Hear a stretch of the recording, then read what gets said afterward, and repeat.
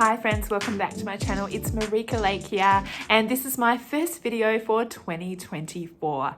Now we are going into our 6th year of homeschooling here in the Lake House Homeschool. So for my very first video, I thought I would do a homeschool room tour video so that you can have a look inside our homeschool space for 2024. Now I've gone much more of a minimalistic approach to my homeschool space this year. My homeschool room is actually in my lounge room, which is the center of our home. We absolutely love that room and we spend all of our time in there. So the homeschool space where I have a designated area for us to do homeschool actually is just decorated like the rest of our home. But instead of talking about it, how about I just show you? So let's have a look at our homeschool space for 2024. This is the living room in our house, and our homeschool space is actually a part of our living room. So down this end you can see we have our couches. Now we do have a baby in the house, so I do have a playpen set up for him now just here, but this is our main living space. We have our couches and our TV and our bookshelves. And to be honest, this spot right here is actually where we end up doing most of our homeschool work. I usually plop myself on the couch and the kids will come and sit next to me there, and they'll use the coffee table if they need to do some writing, or they just do it on their lap. So down this end of the living room is actually our dedicated homeschool space.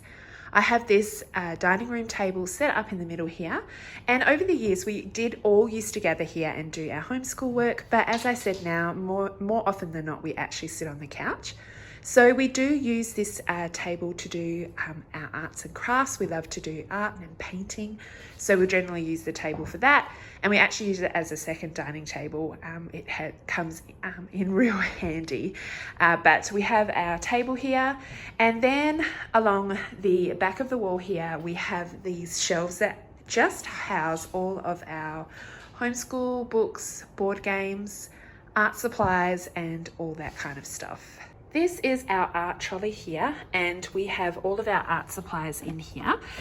Just show you a few drawers. So the top here we just have paintbrushes, we have jars to hold our water, we have paint palettes, then we have our watercolor paint tray, we've got normal poster paints, and then just supplies and paper.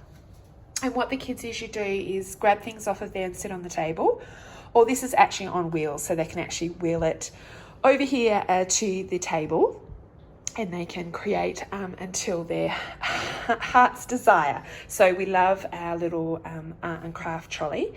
In these drawers here is actually my own art supplies. I like to keep them separate from the kids, so they don't destroy them, but these drawers are great. I just have my different art supplies in here that I use, and the drawers actually come out of here, and so if I want to actually just take the whole drawer out and pop it on the table and work, I can, but I really like having those. That's just 2 sets of drawers stacked on top of each other, and then in here I just have my art notebook that I use, and some watercolor paper and things like that. So that's just sitting there.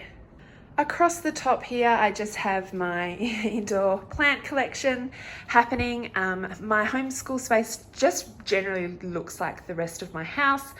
It's not really decorated to be a schoolroom. I just want it to look like the rest of my house. So I've got all my plants sitting along here, and then over here we just have some more of our seashell collection and feathers and things. My kids like to collect those kind of things when we're out and about. I have a vintage world globe here.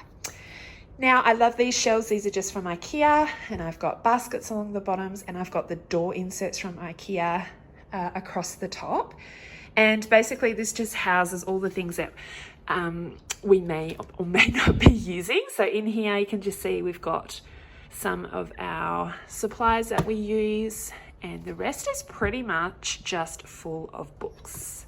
And then in the baskets I just keep art supplies, curriculum from last year, board games, and all those kind of things just hidden in there. Next to these shelves over in the corner here I have another bookshelf. This has just got all of the children's books that we use all the time on here, so they can grab those off and have a look at those at any time. I've got some geography puzzles down there that we're going to be using this term. The kids always use these magnets, so I've just got a couple of baskets worth of magnets just sitting on that shelf, and tucked in the corner here I just have this basket, and this just holds all of the big things that don't fit in my cupboard. So we've got this little keyboard that the kids get out and use every now and then. We have got large art paper and just some chalkboards that we use for different things, so they're too big to fit in the cupboard, so I've just kind of popped them in that basket there. And then next to our shelf here, we have our homeschool trolley. Now this trolley here houses all of the things that we are using each and every day. And I have put it onto a trolley instead of onto the shelves. That way we can pull this trolley over to the table just here if we're working on the table. But what we really do is we pull it down to the lounge room when I am sitting down there with the children, and we've got everything we need on the trolley right there that we can grab. So on the top, each of my children have their own kind of wooden magazine holder, and they have all of their workbooks and things that they're using stored in there. And then in the middle here are just things that we're all sharing. And then on the next shelf, we have this caddy here that I've had for years, and it just houses all of the supplies that we use, like pencils, scissors, glue, crayons and things like that. And then we just have other things here, like hole punch, stapler. These are the reading books that my kids are using. These are the flashcards for the timetable that we're using. And we use these seashells for maths counters if we need them. And then down here is just our art books, these are our portfolios. The kids have their Bibles here, and this is just my diary and my pencil case. So there is a really quick look at our homeschool space. It honestly just looks like the rest of our home. I used to have pin-up boards on the wall and chalkboards and things like that, but I discovered we actually just don't use those. So I just kind of have more of a minimalistic approach, I guess, to our homeschool space. We do have those few things that are on display, but yeah, that's just a look at our homeschool room.